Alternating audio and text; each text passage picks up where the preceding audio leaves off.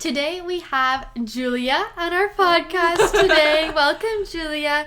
Julia and I have been friends since the first week of freshman year. We lived on the same floor together, and we have been really great friends ever since. And I love Julia because she is just one of the most real and authentic people I know. And she has this catchphrase that I always hear her say where she just goes, "I'm a buffoon." And it is my favorite thing in the whole world because it's so humbling, but it's so funny to hear you say that. And I just think that you're the best. So thanks for coming on the podcast today. Well, thank you, Eve, so much for having me. I literally love podcasts, so this kind of stuff just makes my heart sparkle and everything. So, I don't know if that's the right way, but yeah, about the buffoon thing, that is also my Facebook bio.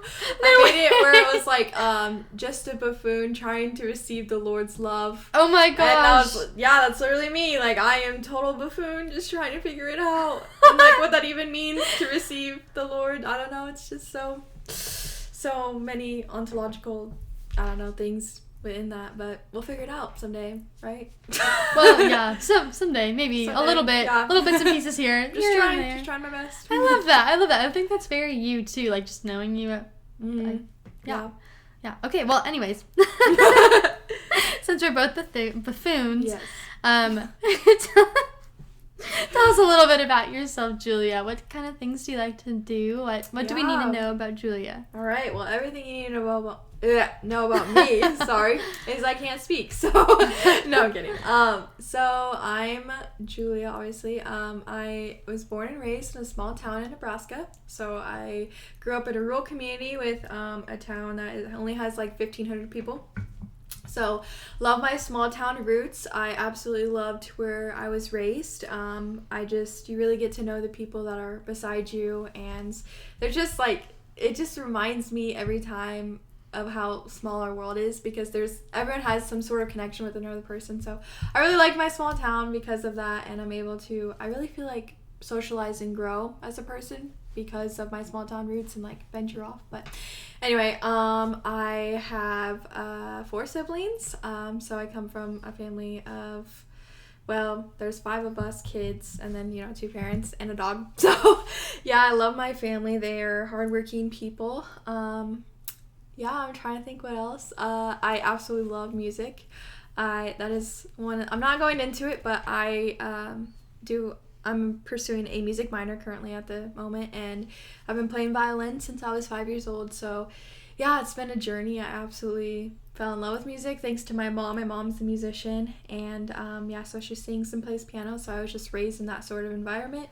She really encouraged us at a very young age to pursue music and got us in lessons, all the things. But I love to get coffee dates with friends. I just got a barista job, so yay! Which is really exciting. I absolutely love learning coffee. I don't really know much about espresso machines until this year, so I got one for Christmas. So so I'm learning all things coffee. Love coffee and matcha and tea and all those things. I love being here. I love Jesus, the generic, not the generic thing. It's a beautifully radical thing, but it's just it's just amazing. And I would say that's my life. I'm figuring out my major. I'm thinking about doing a double major in business and theology with a minor in music. So that's basically what's happening in my life and everything about me. I know that you've been on a journey with your college majors. What is that? Oh, wow. Yeah, I have. So what has that looked like for you, and what have you learned from that?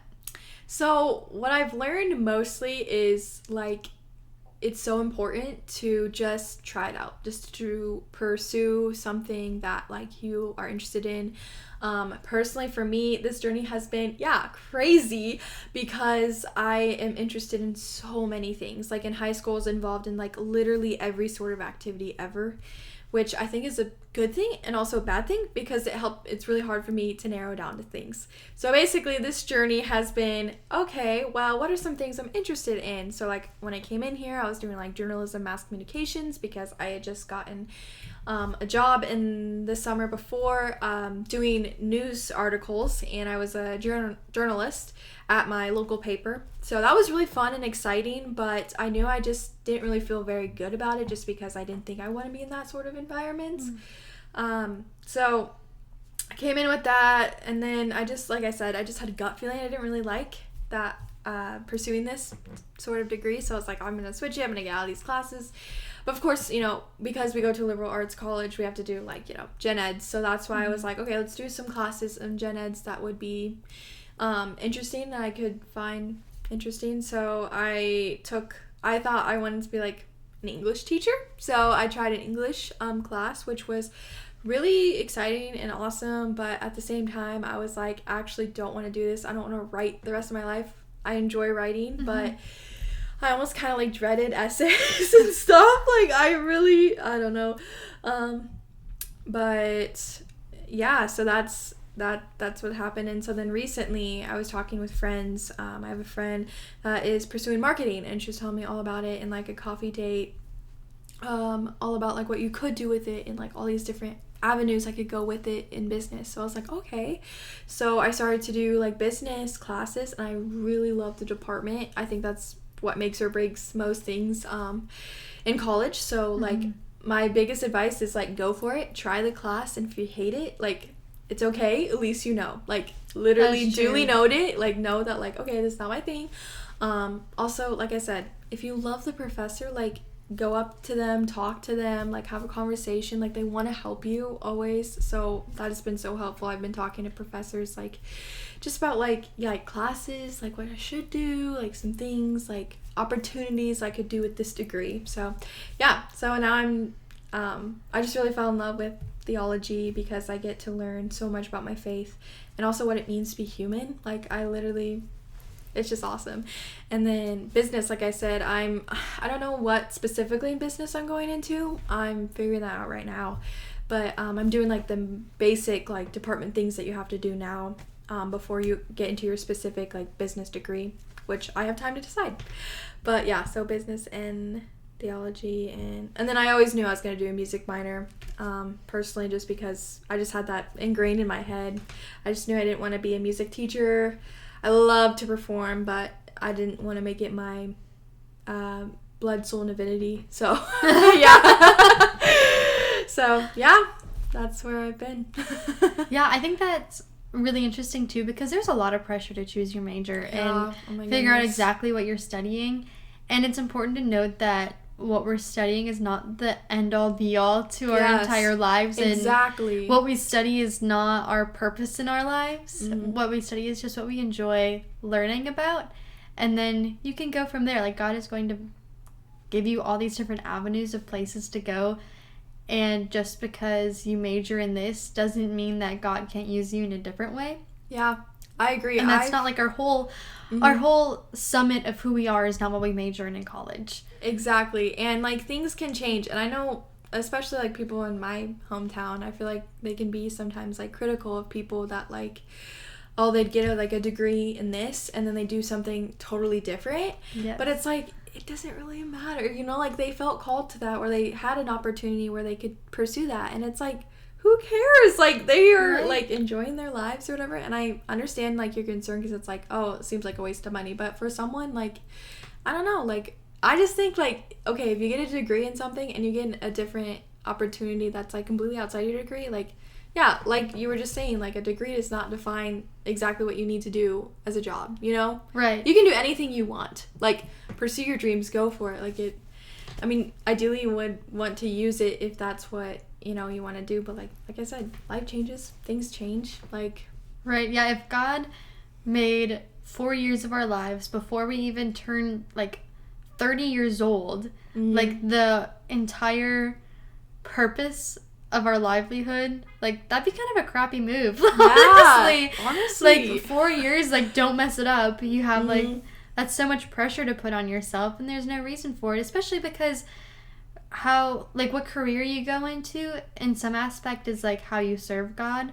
Yeah, but we each have our own exactly. vocations, and our vocations is really how you serve God. So whether that's, you know, entering into religious life or getting married or being a consecrated single person, each of those avenues is really how you're going to best serve God, and Right. that's your purpose in life. So even, being a dad, that's your vocation, and the way that you provide for your family is by having a job. It's not that you have a job that you're able to serve your family, like, if that makes sense. Yeah. There are different levels of importance of how you serve God, and some people, their job very clearly correlates to what they want to do. Like, we're both majoring in theology, so there's a chance that we're going to be doing something with theology, and that very clearly has a direct correlation to our faith. But then there's some people out there who are doctors, or they're in business, and it doesn't exactly seem like there is a direct path of, oh, I'm doing this because I'm Catholic. But when you're in those careers, you can still show that you're Catholic through your actions. Right. Even if you don't have the title, theology professor or campus ministry coordinator, something like that. You're still serving God through your job, but it's also not your entire purpose in life. Yeah. No, exactly. And they were saying that, and the priest was saying that in Mass today. Oh, or, no like, way. his homily. Wait, were you at... I was at 11 a.m. I was at Yeah. 11 a.m. Oh, really? Oh, Okay. Oh, he was saying that. Yes. I need a refresher sometimes. Well, basically, he was saying how, like, basically, people overcomplicate God's will. They get so Right. caught up in, like, the future where it's like, I think I'm called to marriage. I think I'm called to be a priest, or, whatever the scenario is. And he's saying, like, no, like, maybe right now, like, God is not calling you to address that. Like, maybe right now, where you are at, like, presently, like, you are fulfilling God's will in what you're doing presently. I mean, of course, like, in line with the truth and reality, not, like, some sort of, sinful act or something, and they're like, yeah, that's God's will. No. Okay?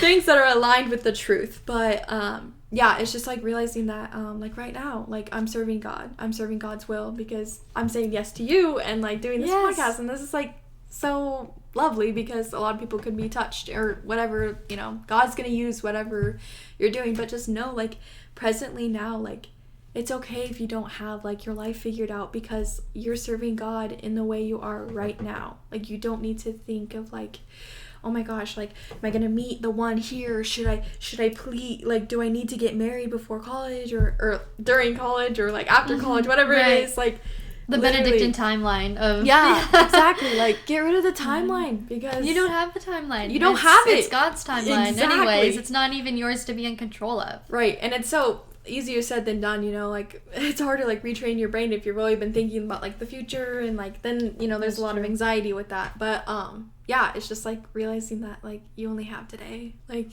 this is the only way you can serve God is in the here now that He has given you right now. But, yes. Yeah. I really liked the homily today. I kind of forgot about it for a second, but then when you said that, it all came coming back, and I really liked how the priest mentioned that it's not about your future. Like, there are things today that are God's will for your life. So waking up in the morning, and if, like, that day, all God wills for your life is for you to make your bed, go to class, and do the homework that's due tomorrow, that's wonderful. Yes. Like, you have fulfilled God's will because you were obedient to what He gave you that day. Exactly. And I think also, I mean, we're not in this sort of, like, time period we're experiencing this, but I was watching, like, a video, and the gal was saying how, like, difficult it is to serve God because she has to, or, like, find time for God because she has all these kids, and she has, like, to serve her husband and stuff. And I remember Emily Wilson, like, talking to her and being like, no, like, you are serving God when you are changing your child's diaper. Like, when you are taking care of them, you are loving Jesus, and you are serving His will. Like, that's what He wants. Like, you have kids, and, like, same thing, like, you're making a meal for your husband or whatever it is, like, you're serving your husband or you're serving your marriage. Like, that is also what God's will is. Like, He's present in that. And it's like, people think it's, like, in the future, it's like how do I know it's God's will? It's like, yeah, like I was just saying, like, it's just in the present here now, like, what's going on in your life right now. But yeah, exactly. And another important part of that too, that I think when you think of God's will, it's like doing this and doing this and doing this. But a really, really important part of God's will too is finding time to rest and finding time to do things that you enjoy and bringing God into that. Like, I love painting. And a lot of times when I paint, which you can find my paintings on Etsy. Yes. Little shout out. But when I'm doing things that I enjoy, you can turn that into prayer. Or even if it's not a direct correlation of I'm praying as I'm painting or painting something that has to do with my faith, taking the time for me to rest and become a better person because of it. And now that I've taken that time, I can go out and I can do my job in God's will better as a person doing things because I took the time to rest. And I don't know, I think that's really important. I think people forget that you need that in your life and you shouldn't feel guilty about taking time to rest. And I'm not saying to be, slothful and be lazy. Being like grounded in the truth and reality of God. And that doesn't include like living in like the sinful lifestyle sort of. It doesn't mean being lazy and being exactly. Right. And I mean, I'm more introverted than I am extroverted, or I really just, my social battery needs to be filled by spending time alone. And sometimes that time can feel like a waste because I know, like, oh, well, this group of friends right now, they're at the CAF having lunch, but I'm here in my room. Or, there's this group of people doing this today, but I don't feel like I can go out and like really interact with people because I need time to rest. And I don't think that there's anything wrong with that either. And it's a reminder of I need to take that time to rest, because if I were to go out with my friends right now, I would kind of be a downer because God right now, his will is calling me to, and I can tell because, you know yourself so well most of the time that you can tell when you need a break. Yeah. And if I were to kind of act against that desire to need a break in that moment, I don't know if I'd be even doing God's will for that night, because I know that God's calling me to take time and to do something that I enjoy. And I think we also lose the value of doing things that we enjoy because we're so like, well, I need to get this homework assignment done today and I need to do this today. But you also need to do things that you like to do because God gave us hobbies for a reason. And also people, like socializing. Sometimes you just need that. Like, you just need to talk or just, like, have a good time with friends or, like, meet new people, whatever it is. Like, you need time to socialize because we were made to be united. We were made to be in communion. So, even that, too. Yeah, how do you... So you said that you, like, love coffee dates and stuff. Yes, and I know that you have a lot of different, like, friends in different groups. How do you... Yeah, it's crazy. Yes. How do you balance all of that, and how do you go about meeting all those people and establishing that gift of friendship? Well, honestly, the friendship thing for me, I think, has been, like... and this is something I'm working on, is that a lot of my friends have been, like, because of proximity...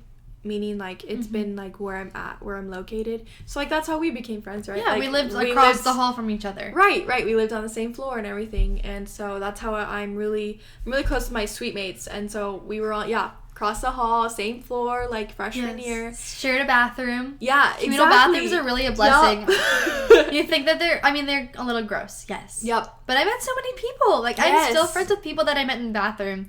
Which is kind of funny to say. I know, it is. It's really funny. And then, like, like, just being now, like, a barista, like, I'm able to formulate, like, new connections. And, so, like, I feel like my friendships have definitely formulated from, like, location, like, where I'm at. But also getting involved. Like I said, when I started this barista job, and I did it because, well, I needed money, and it also was really exciting because it's like, who wants to make coffee? Okay, yeah, same. So, just getting involved in different things. And, like, I remember, like, I did, like, a Susan B. Anthony list trip. And I met a ton of different people from BC that I didn't even know. And, like, some of them, I don't see them every day, right? Some of those friendships, like, they're gonna vary, right? Like, for my suite mates, like, we see each other every night, and so, like, that we're really close because, like, we live together basically, you know.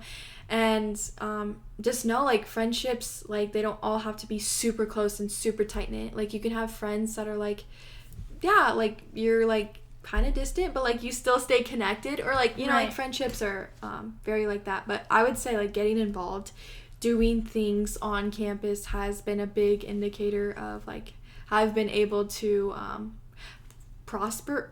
is that the right word? I don't know, foster maybe friendships, mostly, if that makes sense. Yeah, so that's basically what, yeah, I try to I don't know, make time for coffee dates. Oh, now I remember what your question was.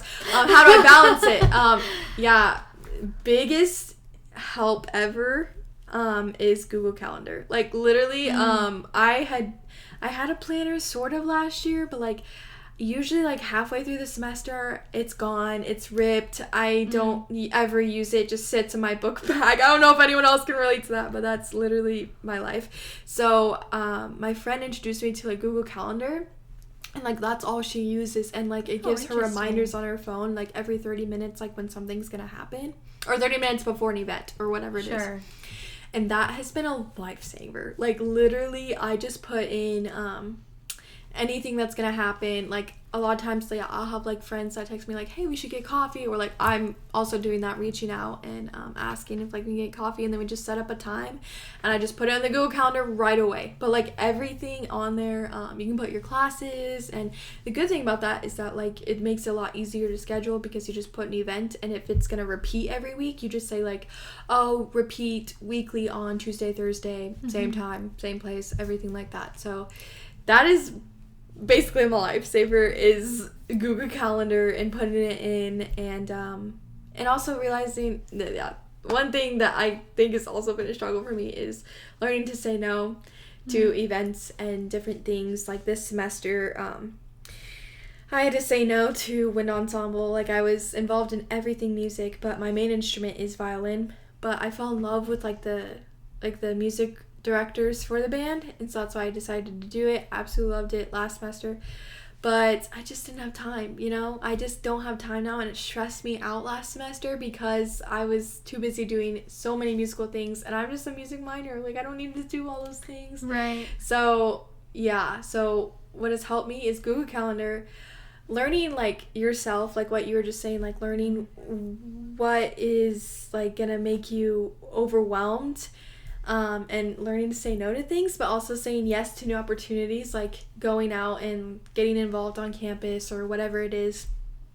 And yeah, and just like building those friendships from like coffee dates. I mean, it could be anything, whatever you guys like have a similarity in. A lot of people, usually that's how you connect with people, but yeah, if that makes sense. Yeah. And oh shoot, I just lost my thought. I was gonna say something. Oh, I know what it is.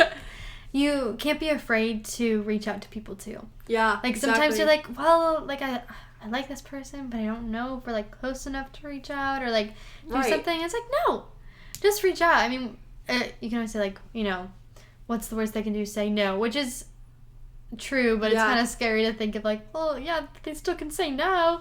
But even then, like just reaching out, like I remember even spring semester of our freshman year, you and I kind of went to different friend groups, so we wanted to keep a friendship going. So we established our weekly coffee dates. Yeah. And it has stayed to now reintroducing them this semester, and then I'm back from Italy. Is really important because we didn't want to lose that friendship, and it just took one of us reaching out and being like, hey, do you want to go get coffee together? And now it's a weekly event. So not being afraid to reach out to someone and just say, hey, do you want to go do this with me or go do that with me? And maybe this wonderful and beautiful friendship can come from it. Maybe not. But that's okay too. That's okay. Exactly. And that's your answer. And you like you don't have to waste your energy in trying to put in trying to formulate some sort of commitment when like the other person's not reciprocating it.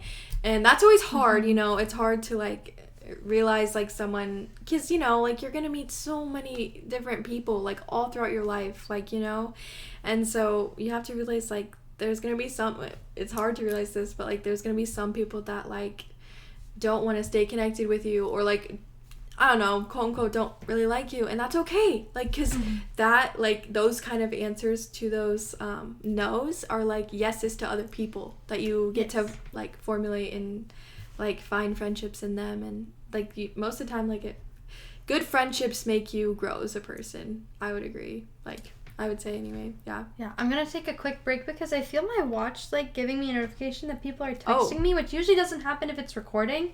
Okay. So I'm just gonna like double check my phone because I don't have a production team. You're good. You're good. It's just me. Oh no, it's still recording. Okay, good. So that's okay. This will still be in there because authenticity. Yes. We love it.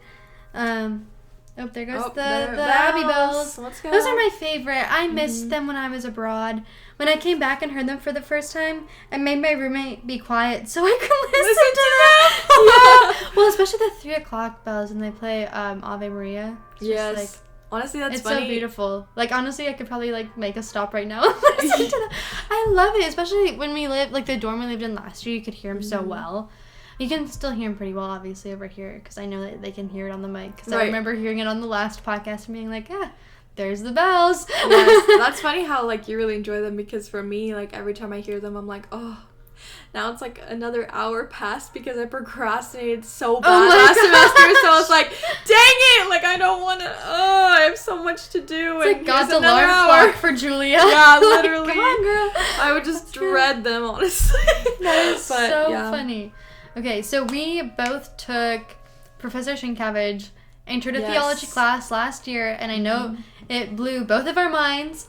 So what did you take away from that class? Because I remember walking out of that class and being like, my life is forever changed by this class. Yes. So what, I agree. And I want to talk about it because it was just such an interesting class, even though it was an Intro to Theology class, like it was incredible. So I want to hear your thoughts on that class, or just like one point that stuck out to you from his class. Honestly, I'm trying to remember like specifically what we talked about and read, because it, like you said, I completely agree. Like, it completely changed my life. Like, I don't know, if you pay attention enough in that class, like, I don't know how you couldn't be transformed. Oh, yeah. But I mean, like, we read a lot of we read Joseph Ratzinger, who, you know, just passed away. Yes.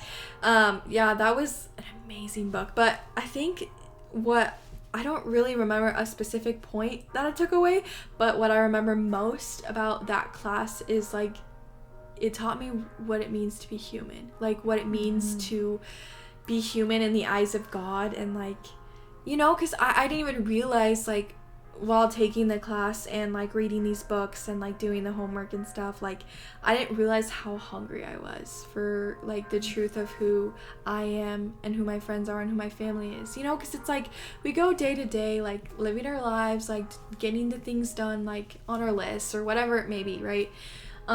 But sometimes, like, you'll just have those random thoughts where you're like, what am I doing? Like, what? I don't know, at least I think very deeply sometimes. So I have those questions where I just have to, like, question reality as a whole and just be like, wait, what's going on? Like, I don't know, like, who am I to God? You know, what does it mean to be a daughter? Like, we're always told these things, and I was completely, you know, raised Catholic and everything, but I think it just, like, opened my eyes to the truth of humanity, honestly. Especially, like, when we read, I think what was really profound was the Aquinas book that we did, or, like, the guy interpreting Aquinas for us. Yes, was just Aquinas. I was thinking what was it, God too, on but there's Good and Evil or something? I think that's what the book was. I'm trying to remember who it was by, but I think it was a Catholic priest of some sort, or some, I don't know. I think, can't quite remember. Well, like, the entire book was just, you know, if you know St. Thomas Aquinas, he was, like, one of the greatest theologians of the Catholic Church, but he just thinks and writes very philosophical, which I didn't even know anything about philosophy whatsoever. Oh, me neither. Yeah. So that also really opened my eyes, because I was like, wow, this is, like, an interesting way to think. Like, I think what I learned most about that class is that we have a strange God. Like, like, we have a beautiful, profound God, but, like, we learned, you know, like, the 3 persons in the Trinity, and, like, what that even means, you know, or, like, why God only, like, only appears in the appearance of, like, bread and wine, you know, like, why can't a God fully reveal himself, but he I don't know. At least what I remember most about the class is that Sienkiewicz talked about how, like, God fully reveals himself by concealing himself. And so that's why we have the Eucharist. That's why we're able to, I think just, like, reach him.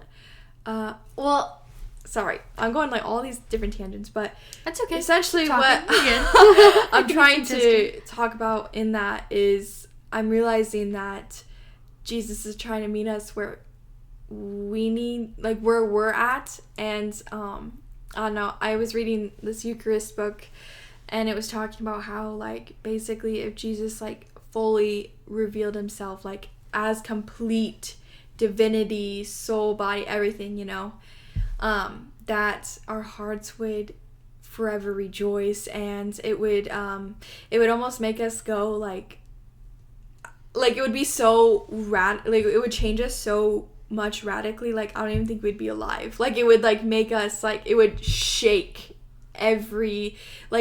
the whole creation would shake, like, the cosmos and everything. Everyone would be trembling, right? And so in order to, like, have intimacy with God, I think he has to reveal himself in humility, and that's why the Eucharist exists, and that's the reason why he was like, this is my body, like, this is my blood, because I learned from that class was he fully reveals himself in concealing himself, because that humility, I don't know, we just have a God that's very humble, like, is always been the theme of humility. Like, he comes to earth in a poor village with two beautiful souls, but both of which, like, are very poor. Like, they don't have anything. And when he's born, like, he's born in a stable where, like, animals poop and sleep, and, like, that is a strange God. Like, why, So, yeah, it was just, like, a correlation of that, of what it means to be a part of his plan and, like, be a manifestation of his goodness. Yeah. I don't know. What about you? Like, is there... Oh, goodness. I was going to kind of build off of what you said for a second there, because I remember learning his class and hearing that it's so fascinating to me that we serve a God who... He doesn't contradict himself in his very being, but the qualities that he has seem to contradict themselves but work perfectly together. Like you said, he reveals himself by concealing himself. He is just, but he is also merciful. It's just, like, complete paradoxes, like, all the time. Yes, and those two qualities work together in a perfect union with one another to make the God that we serve.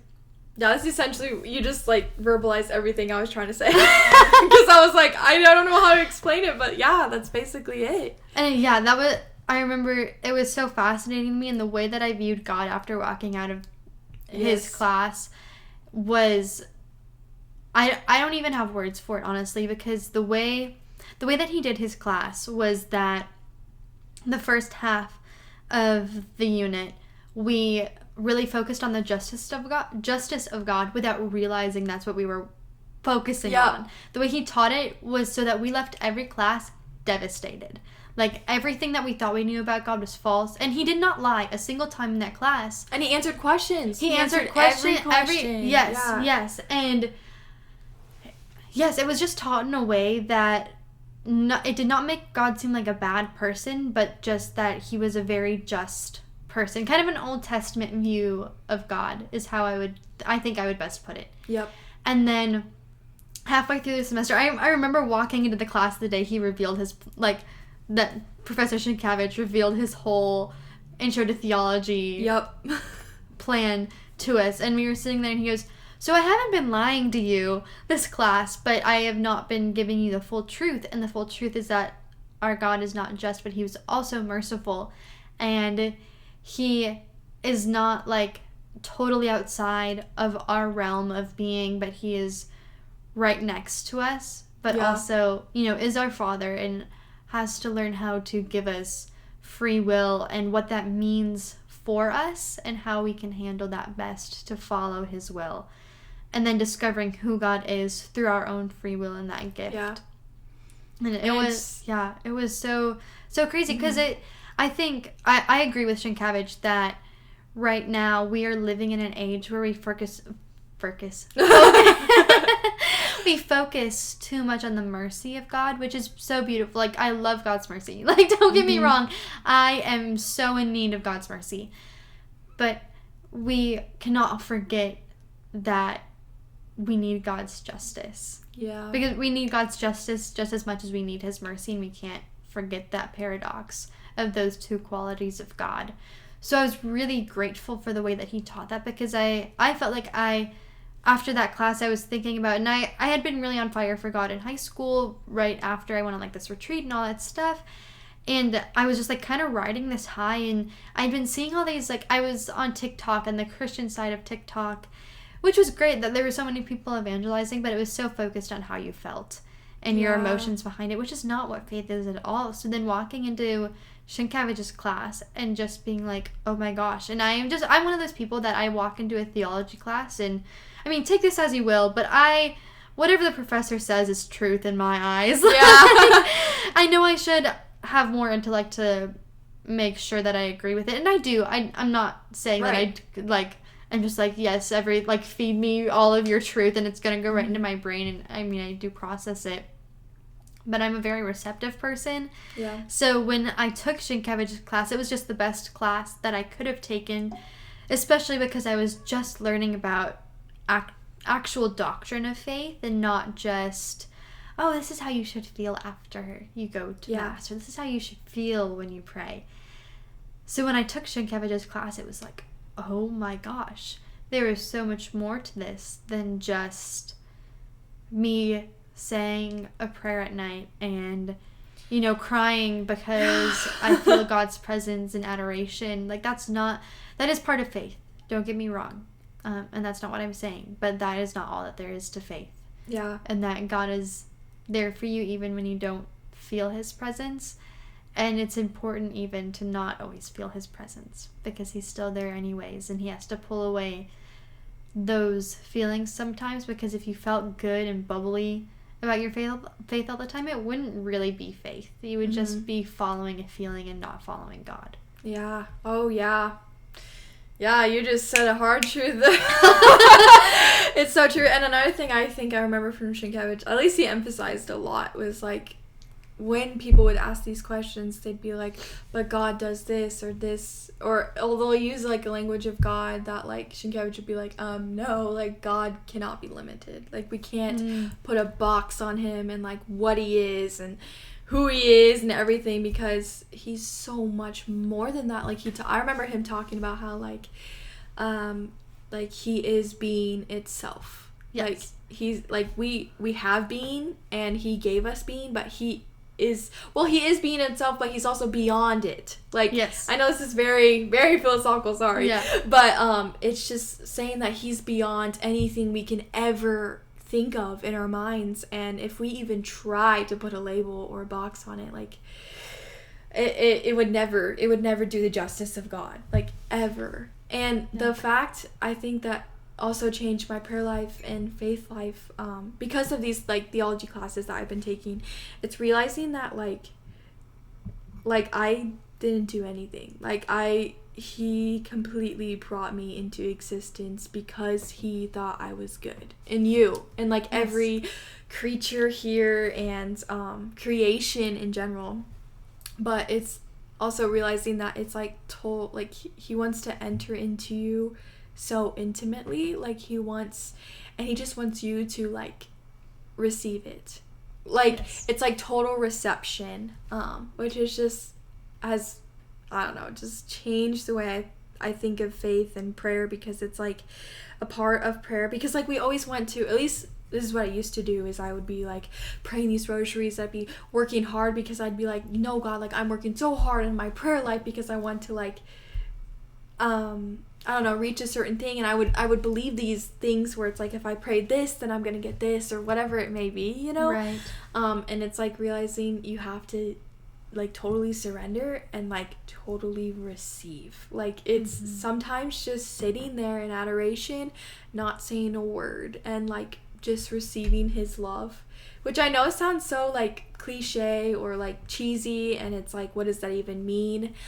I can't even describe to you. Like, sometimes that you just don't feel God, or you're just going through a heck of a lot. Like, a lot of things are happening in your life, and the only thing sometimes you can do is just like listen, and like I said, total reception. And like, that's what he wants. He wants to be totally intimate, but it's also, intimacy is also in reception, in the sense of like, you have to like foster and like want that love for yourself by receiving it, by like being open enough to have your arms open and being like, okay, like I'm ready to receive you, you know? Right. Just a hard thing, hard concept too. Yeah, because it's not always going to come in the way that you expect it to. Exactly. It's like, it might hit you like a truck. It might it might be little changes within your heart that you don't even realize until years and years and years later. And I've talked about this, I think, a couple other times on this podcast, but I will continue to talk about it because it has taught me so much. But as you know, like, I have a lot of food intolerances. Yeah. And going to Mass, like, here it's a lot easier because I know that most of the time they will have a host available for me to consume, because I can't consume the normal host. Right. Like, I will, it doesn't, like, it benefits my soul, but it does not benefit my overall health. And so I have a lot of anxiety when I am going up to the altar, because I don't know what the priest is going to say, if they're ready for a gluten-free host, because I'm not always able to talk to somebody beforehand and get it all set up. And so there are times when I'm fully prepared to receive Jesus in the Eucharist, and I can't. Right. And that is so difficult. And today, even at the church, I usually go to the Abbey, but I went to the church on campus today instead. And they don't, usually at the Abbey, they have a little slip of paper that you can fill out beforehand. And I always know, like, okay, I go to this one spot every time and they have this available for me. But I didn't know how to go about that at this church.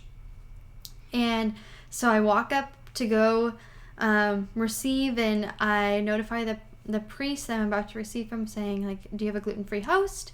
And he said, go to the back of the line, like, I'll let you have what's left in the chalice afterwards. So I was like, okay. So I, had to walk all the way back to the church and wait for everybody to go, and then I walked up last.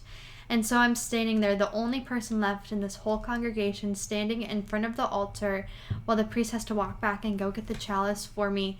And it is so humbling to stand there, because everyone's like, what in the world is this girl doing? Yeah. Like, they have no idea who I am. And I'm just like standing up there, and that not everybody's watching, because, you're supposed to be praying during this time. And it was so humbling for me to just be standing there. I'm the only one up there. There's nobody else in line. It is literally just me standing up there. And then he gets the chalice, and I'm able to receive Jesus. And, all morning I've been so worried that I wasn't going to be able to that day. And I sit back in the pew and I was like, oh, Jesus, how sweet is your love that wow. you allowed me to receive this today, because I know that I'm not always allowed to have that gift, depending on where I go to Mass and what's available at that parish. So I don't know, it was just such a moment of peace, and I feel God's love so profoundly, so much more profoundly than I did before I had my diagnosis and I wasn't able to have gluten, because now I know, like, how sweet is Jesus' love that he allows us to have that, and that when I go to receive it is always a humbling experience of, like, Jesus is humbling himself even by being there in the bread, and I'm also, like, just in a, in a little piece of bread, or in a chalice, and I'm also able to remember my humility in that moment and the honor that it is to receive Jesus in the Eucharist. And it is just so much more beautiful to me now. And I mean, going back to my initial point, like, I don't always receive Jesus the way that I think I'm going to. Like, there's some days where I just have to sit in my pew and say the spiritual act of communion, and that's okay too, but it's not the same, and it's not how I anticipated receiving Jesus that day. But even then, it is a gift to be at Mass, and it's a gift to walk to my basement basically and go to adoration and go to Mass, and it's remembering that God is in control. And if I didn't receive Jesus in the Eucharist that day, that's not my end all be all, because God is going to give me more graces throughout that day that I might not even recognize. But in that moment, I recognize the grace of surrendering that moment to Jesus and knowing that He loves me and I love Him, even if I'm not able to receive that day. Wow. Woo! Another one. I'm sorry. Whoa, that was so profound. Yeah. I think you bring it out of me, Julia. Like I think love it's the Holy Spirit. to you. I'm like, that too. I'm like, wow. Like I didn't even anticipate. Like I mean, I knew like you have to like battle those things every day, and it's something that you didn't really choose, right? It just happened to you. Yeah. It kind of chose you. But like me. God chose me for this battle, whatever that means. Yeah, this cross. And yeah, exactly. I feel like when I have received Jesus, and it doesn't even have to be like in like a physical sense too, like yes, that is the highest form of reception that we can get on earth, is receiving Him in the Holy Eucharist. Yes. But like in general, like exactly what you said, like it has always exceeded my expectations, or like I would anticipate some sort of like thing and it just like radically shifts, and I was like, oh yeah. Sometimes it's with like a very humbling experience or with other people. Sometimes like even reading a book that just really moves me, it's just like, wow. I don't know, those are just like little ways that I have found that. But yeah, every single time when you enter into that surrendering and what it means to receive Jesus, like it is something that changes your life, number one. But there's also, at least for me, the reception has recently been like a lot healing. Like it's just been healing of like insecurities and lies that I've been believing about myself, that I mean, like, because we're all wounded, we all have these lies, these things that we don't like about ourselves, that we find ourselves to be, I don't know, ugly in them, or whatever it may be, like wounds.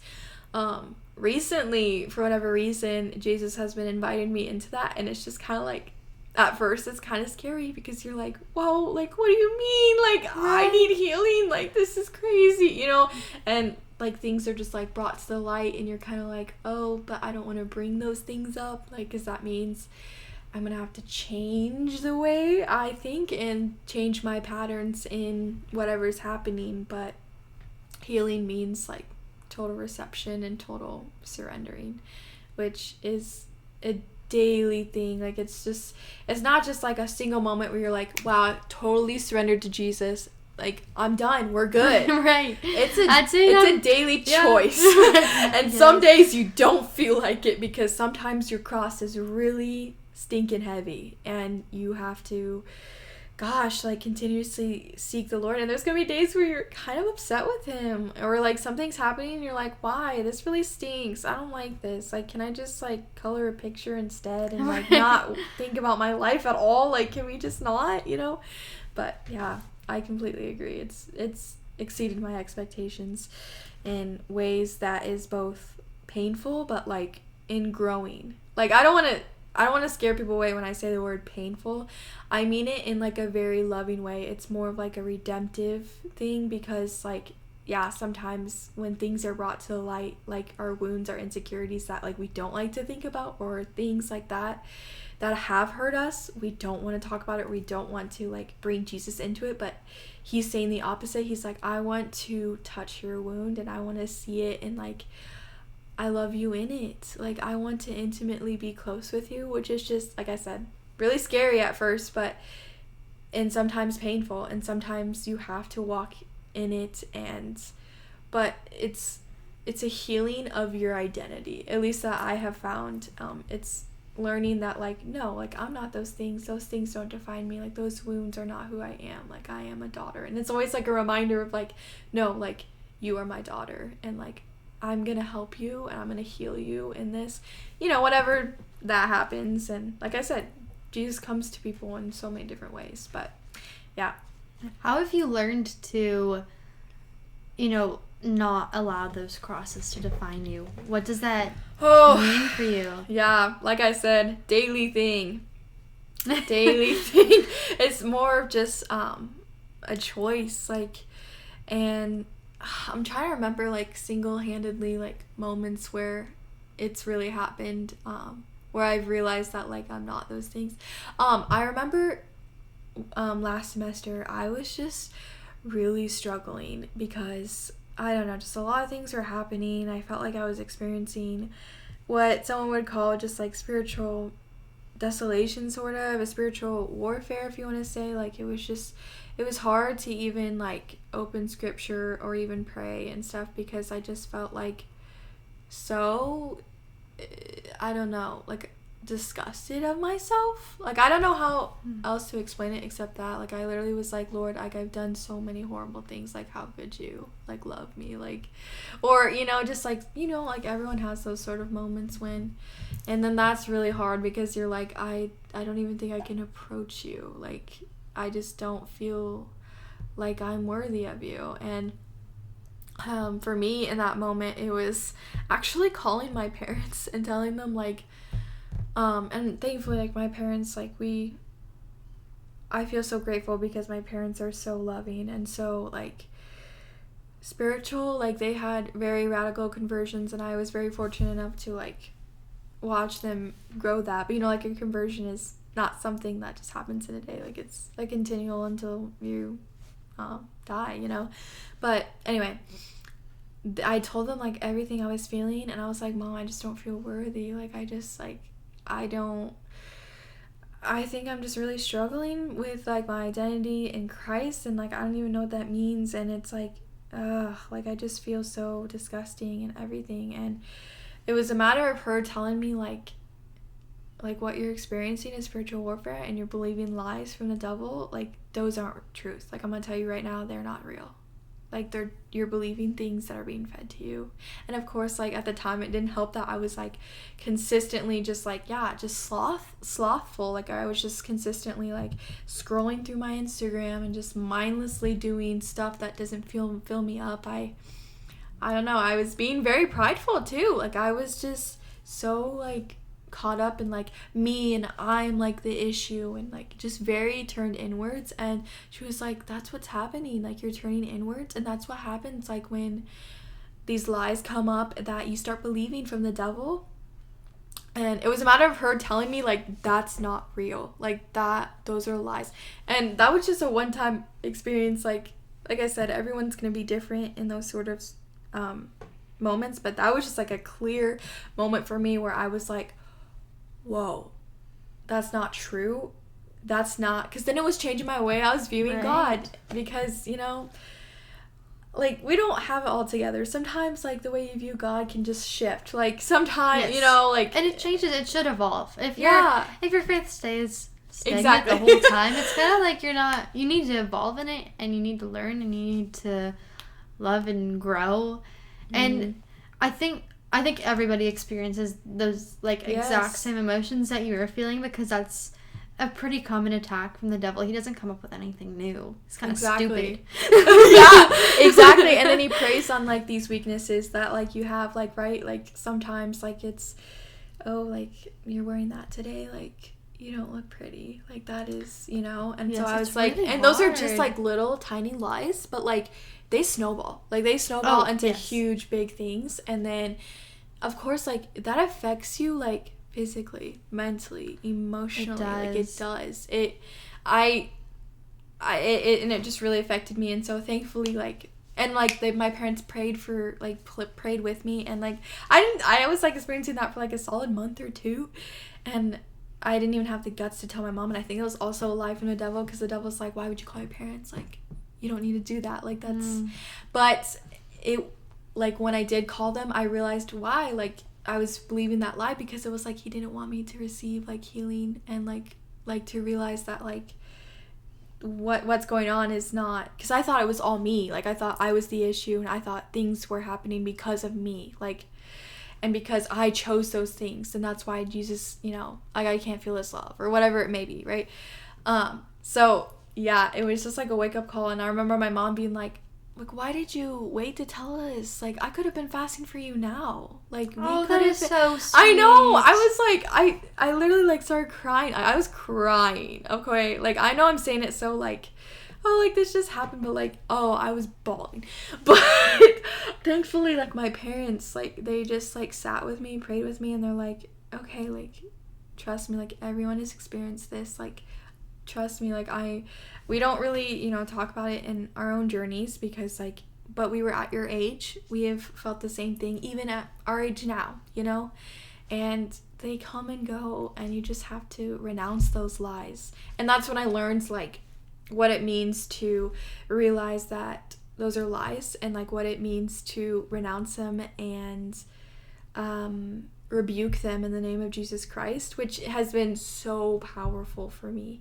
And I don't know, after that moment, I just want everyone, because it's like, if I'm experiencing something like this, oh my gosh, there's got to be someone else, because like I'm not original, right? Like like I am unique Julia, but I'm saying like our issues and our sins, like you guys, like I've had multiple priests say like in a loving way, where it's like, you're not that original, like everyone, right. Like you think like no one has sinned this, like no one has brought this into like trust me, I'm the only one. It's like, come on, like I've literally heard everything, like trust me, you are not original, like everyone struggles with something in some sort of capacity. But it's just realizing, I don't know, that there is a spiritual warfare happening. And it was thankfully through my parents, I was able to come to the realization that like, yeah, like there are things like the devil's prowling on you because he wants to get you away from reception, from intimacy with Jesus, like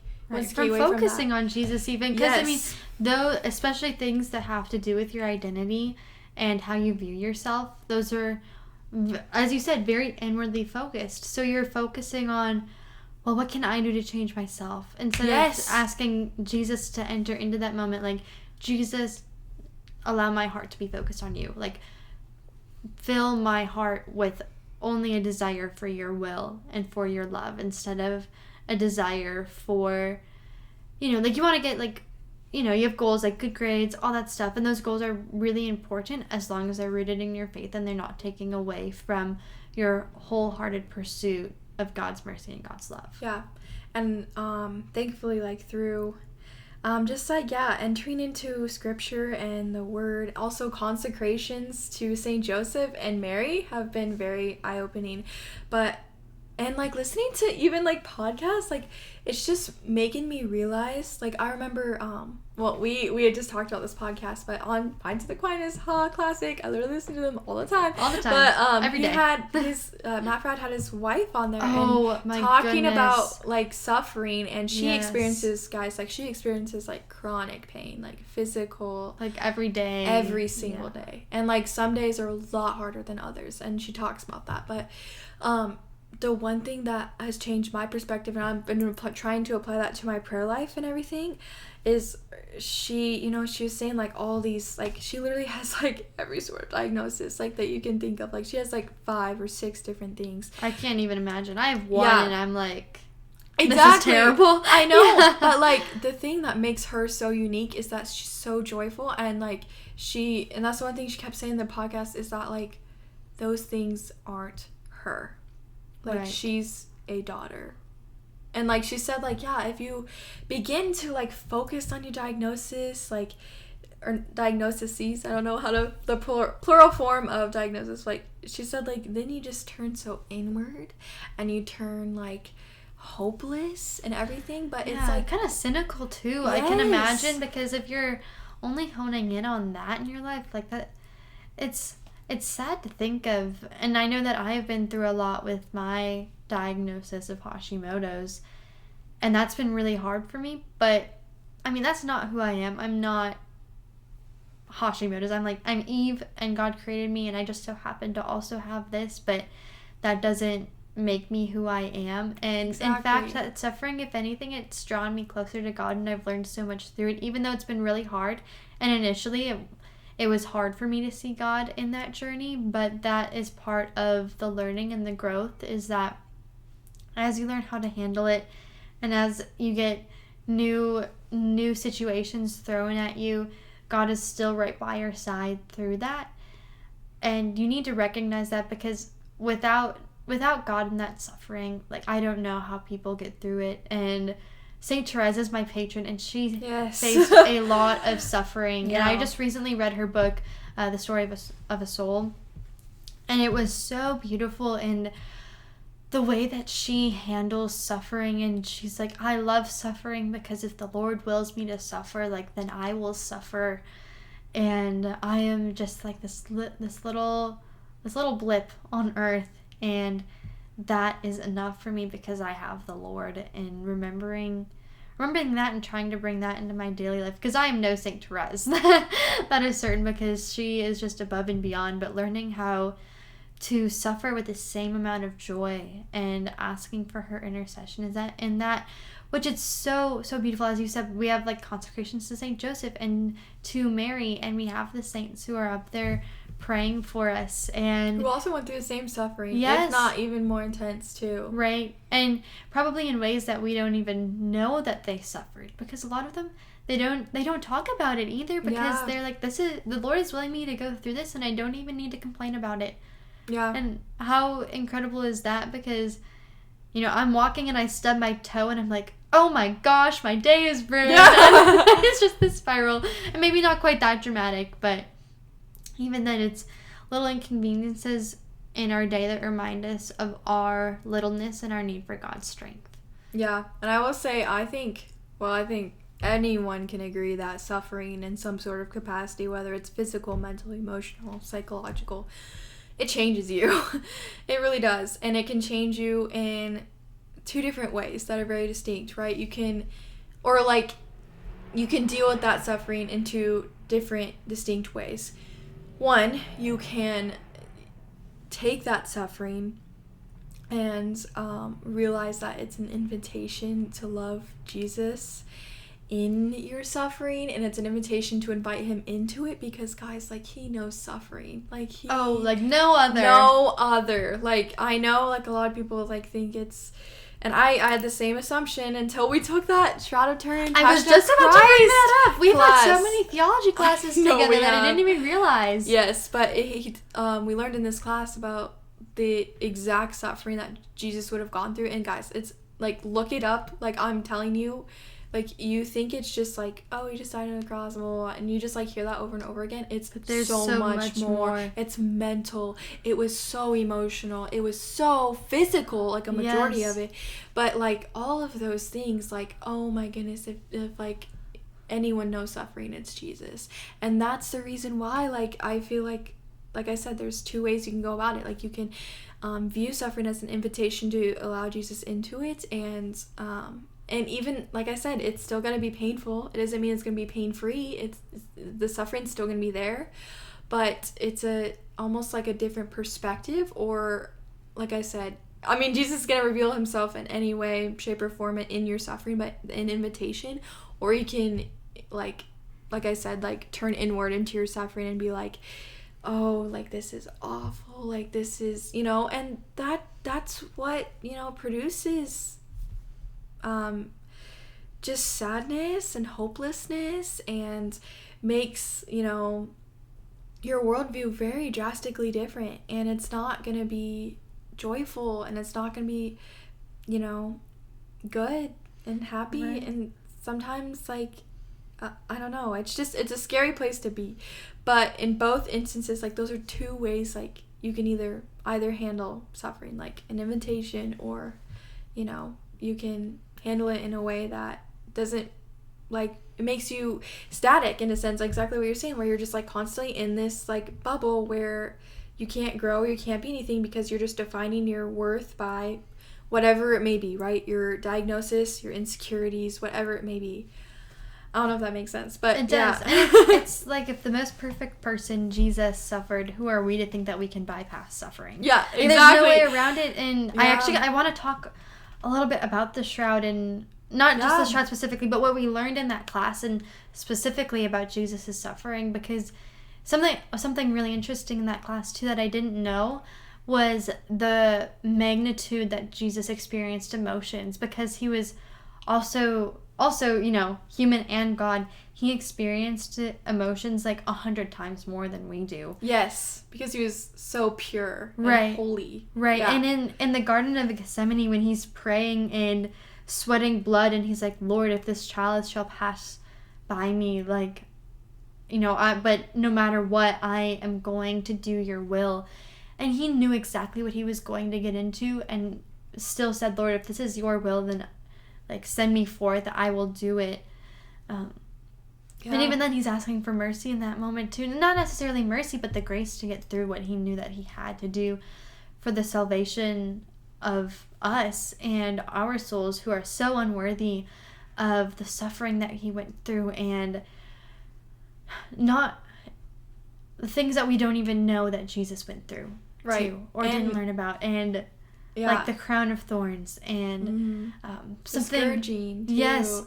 Yes, and how Jesus was ripped to the bone, like ripped raw to the bone, and when he was crowned with that crown of thorns, not only was it humiliating for him, but it activated, I can't quite remember what the exact medical term is, but where the nerves in his face were hyper aware of everything that happened to him. So when he got crowned with that crown of thorns, the thorns went into his face, and then his face was practically paralyzed, correct? Or not necessarily paralyzed, but just the like nerves super were sensitive. So sensitive that like anytime someone hit him in the face, or when he fell when he was walking to it would be his so death, painful. It was more painful, especially because the way that we believe he carried his cross as he walked to his crucifixion was that his hands were tied to the bar behind his back. So when he fell face first into the ground. And I can't imagine how painful that must have been for him, and the emotions behind him, because he knows that though the children that he loves, which is all of us, he will be able to bring them into heaven, but then there are the souls that will not understand who he is and his love for us. And even with that knowledge, he still chose to go through all of that. And that just baffles me, because when someone hurts my feelings about something, it's like I don't want to be near them, I'm upset with them. And Jesus was like, yes, I'm going through this, and I know that you will not love me every single second of every single day, but that is why I'm doing this, because you need my mercy, and I'm here to give it to you. Yeah, gosh. And I remember also in that class, and I was aware of like some of like the physical aspects of like the injuries and the things that were very physically present. But I think one thing that really changed the way I view the crucifixion and the passion is realizing that like it's also very like it was also an emotional and like journey for Jesus, and like his emotions like would have been not emotional in the sense of like just like constant crying, but I'm saying emotional in the sense that it would have been so intense, like mentally and emotionally it would have been so intense, because he had this great sorrow, especially that's what we learned in the agony of garden. It would be the sorrow that like he would, and exactly what you were just saying, like how he would think of the souls and how like this would bring salvation, but the sorrow is that like knowing he's going to do this thing that would like change all of the reality and the cosmos and everything, and knowing like souls will still reject him because of it, or because of whatever, but and that's what brought him the most sorrow. And also another thing too is I don't know if you remember him saying this, but he said like how because he's so pure and holy, his emotions would have been 100 times like so much more intense, but his emotions would have not been in a distorted way. It would have been so rightfully angry and righteously upset, sorrowful, yes. So if you think that Jesus didn't like experience any sort of like, I don't even know if like this is the right word, but this is the only word I can come up with, like depression or like anything like that, like no, like he felt it, like he felt it in the agony more than we could have ever imagined. And so really inviting Jesus into whatever sort of suffering that that you're experiencing is so powerful because he understands. Like, it's, yeah. Anyway, such a strange concept, suffering. But it is. And, you know, you can say, like, invite Jesus into that, but how do you do that? Yeah, like, I know it takes a lot of practice, but, like, how? Goodness, I wish I could even give you a full answer. I honestly don't know because Jesus works in so many different ways. But I'll go back to Cameron Fradd's example of her invitation with Jesus and the way that she's able to do it. It just made sense to me. So that's why I'm trying to view like suffering I experience like as what she was talking about. But basically she talked about how, yeah, like I said, like we were saying, every day is a different day, but basically she experiences chronic pain. Some days are a lot more intense than others, but basically the way she's been inviting Jesus into it, and she talked about how like one night she was like literally like dying like in the bathroom. Like she was experiencing a lot of physical pain, but just like a lot of things, like she was like throwing up so much. Like she literally like she was just going through a lot at that time, in that moment. But basically she uses this prayer that really has transformed like the way I view suffering and stuff. And she says like, I just pray this prayer of like, Jesus, like right now, like I'm with you in the agony, and like I'm not alone with you right now. Like I know like all the apostles and everyone left you, but I'm right here with you and I'm suffering with you right now. Wow. And I mean, yeah, that was just like one example. And like I said, Jesus is going to use your suffering, and he's going to come to you intimately, and like that's unique to you. But for her, that has been the prayer. And it's and she talks about how like getting up from a chair when it's like so hard, and like because she's also hypermobile, so basically like anything she could do, essentially like her joints can go out of socket. Basically right. It's like the main thing that is also causing a lot of pain in her, so she could just dislocate her knee or anything like at any time. So like sometimes it's even like moving in her chair, she can like dislocate like her elbow or something. But anyway, she talks about like the pain in moving, and like literally praising Jesus in it, like glorifying Jesus and being like, thank you God that I can move, like I can. And it's incredible. Exactly what you were saying. Like I think that's also a part of suffering. It's like, Jesus, thank you for like allowing me to receive you. Like I get this gift to receive you now. And right. I mean those are just examples, but yeah, I think that, like I said, that prayer of her like reflecting, like contemplating like obviously the agony that Jesus would have experienced in the garden, like now, right now. And because God's outside of time, like he wants to intimately invite you into those moments where we were never there, right? Like because we were like thousands of years later, here we are. But yeah, that was her biggest prayer, and I think it's still her biggest prayer. It's like, I'm suffering with you, Jesus, right now. Like I know you were left alone, but I'm not like you're not alone. I'm with you right now. Wow. Suffering in it. But that is incredible. I don't know if that answers it. I personally right now, I don't know. I'm just still learning. Yeah, still learning. But it's basically, hard to learn this. Yeah, but basically lesson. That has been the biggest thing that has helped me in what it means to invite Jesus in. Because yeah, I know it's like, how does that even look like in practice? Right. I think it's prayers like that, or it's going to scripture and just like really reflecting on the passion, and like, or any sort of moment in scripture, because that was just like one example, but there's so much pain and suffering and everything. But like the biggest suffering, which is like Jesus Christ and his passion, like I think there's so much to grasp from it. And anyway, yeah, and it's a reminder that we're not meant for this world. Yeah, like exactly. The fact that we're suffering, there's so much more to this world than what we know. There's heaven. There's complete union with God, and perfect contentment without any suffering. And we're just, giving that up as penance right now. Yep.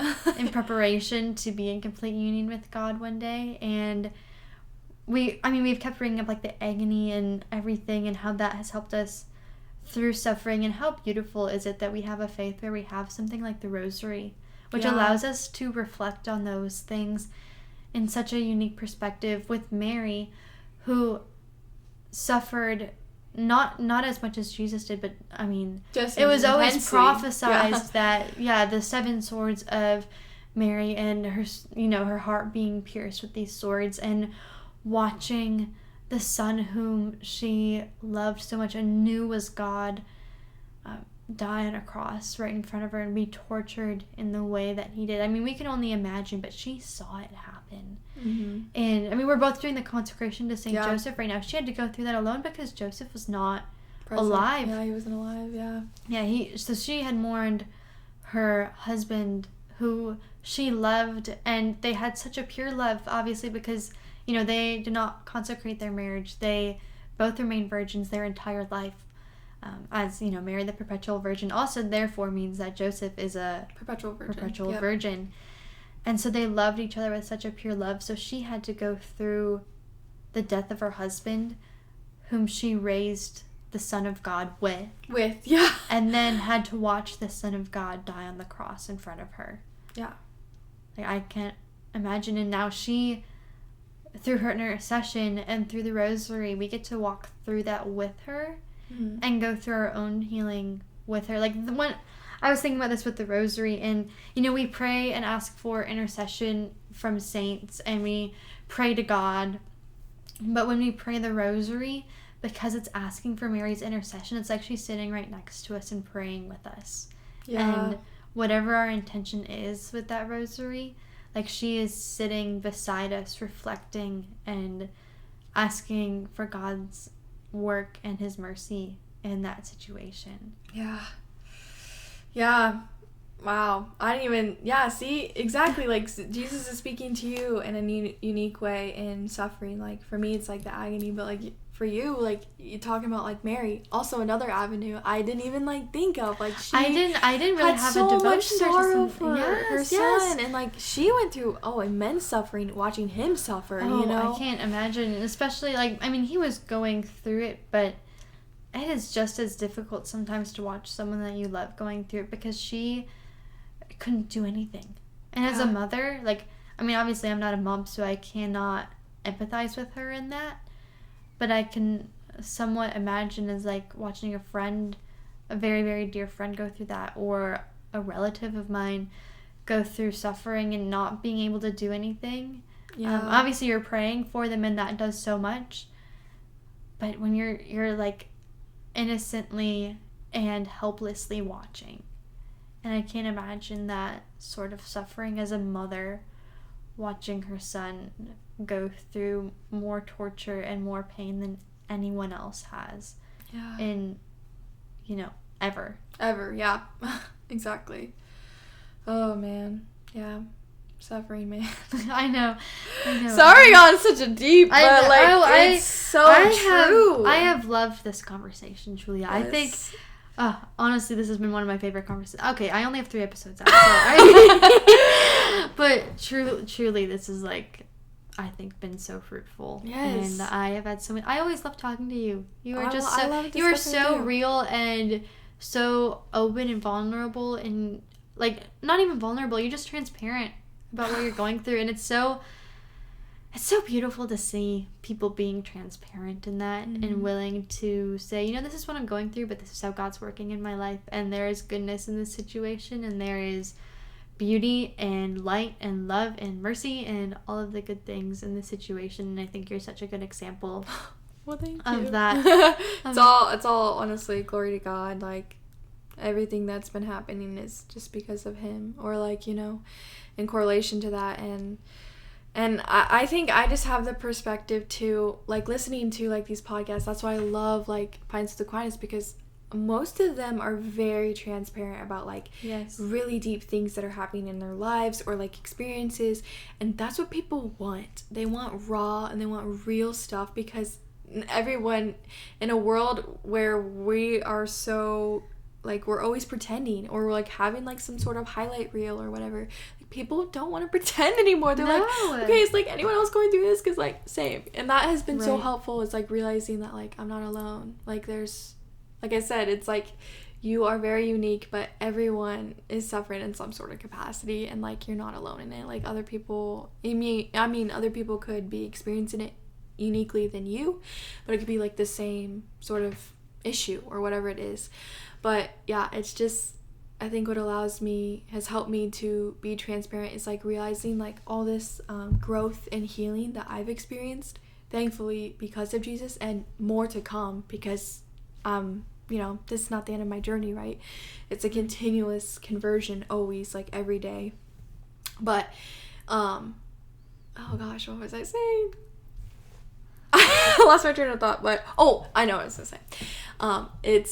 I have a desire for, and I don't know if this is just a desire from the Holy Spirit, but it's like, if I can experience this thing and find healing, like, I want other people to like experience that, and it's not gonna be through me, right? Jesus is gonna be the only person working through it all, but it's like, there's so much, guys, like there's so much suffering, and in fact, I'm sure you guys could be walking in that right now, where it's so much ick in the world, and it's just ugly, and it's like painful sometimes, and it's not intimidating, humiliating, like whatever word is describing you right now, like it's real, it's into emotion, and you're not alone in it, and like you can find healing in it. Like there's hope, there's healing, because I've experienced it, because you've experienced it, because I've seen other people walk through it and experience it and find whatever it may be, whatever Jesus is teaching them in it or loving them in it.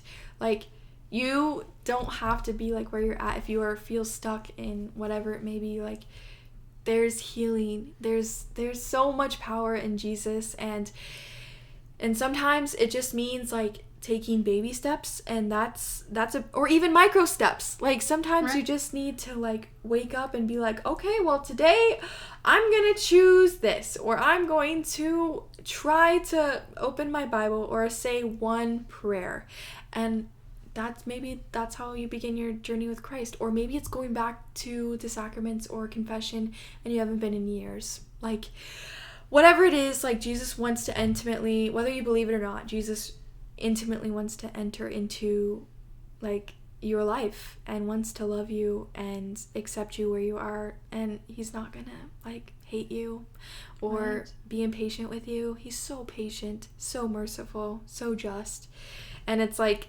I want other people to experience that joy. Like I want people to experience like the joy of healing, and like to have, I don't know, I've seen so much fruit in that, and that's why I'm like, I want other people to experience that fruit, so like we need to talk. And I love this podcast because I'm just like, yes, thank you, Julia. Like people need to hear stuff like this. Like people need to hear from like young people and like their perspective, and also a lot of times it could be like people can relate, and that's what I think. That's really the purpose of this podcast. Right. I made it so that I thought about Eve in high school or before she got to Benedictine and saw all these Catholic people. Like I did not know that people like me existed, that I like people who wanted to take their faith seriously at my age existed, and I felt like I kept getting all this praise for being like, good for you for going to mass on Sunday and going to confession and praying and talking about your faith. And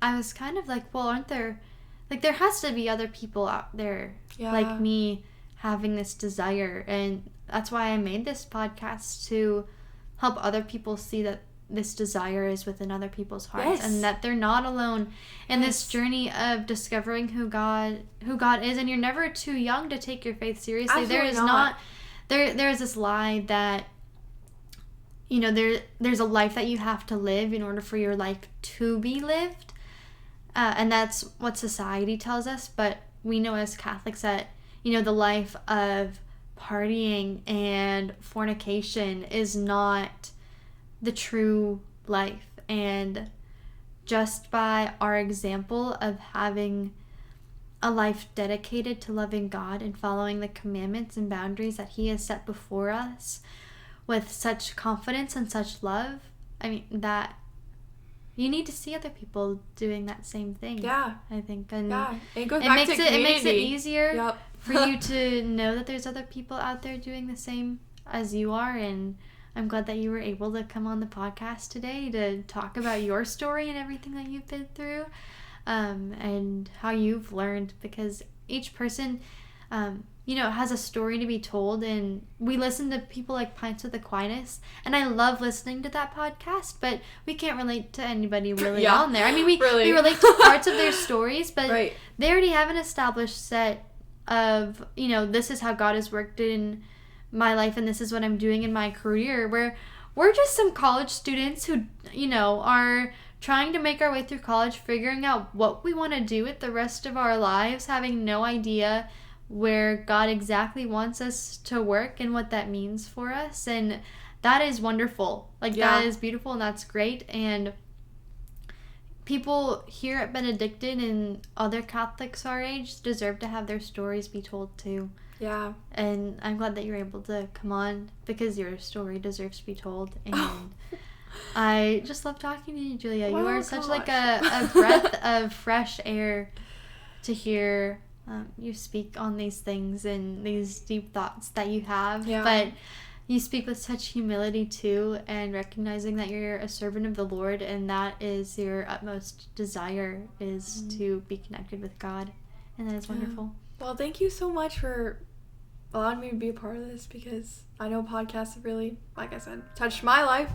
And so it's so important to allow, the Lord to work through podcasts like this, or like social medias like this, where you can find community. You're not alone. Yes, you are not alone. Other people have the desire. Or if you're new to faith, it's okay. It's messy sometimes, but that's great. Literally, I in talking with this, I just want you to know too that I mean, it's never been perfect for us either. No. We're still figuring out life all the freaky time. We are buffoons. We are buffoons. Going back to our beginning, we do not have anything together, and it may seem like we have these thoughts or whatever. It's literally been because of God, guys. Yes. It's not just Nothing been else. The Holy us Spirit. and everything. That's why we pray before we start this podcast, because what we say is nothing. We have nothing to add. I have nothing, guys. It's just whatever pops out of our mouth. And it's funny listening to this podcast, because I'll watch it back and I was like, wait, did I say that? I was like, where did that come from? I was like, snaps all around. Yeah, exactly. But thank you for sharing. This is just such a lovely gift. So thank you, Julia. Thank you. And thank you everyone for listening. Be sure to, subscribe, all this stuff, and we will see you next Friday. All right.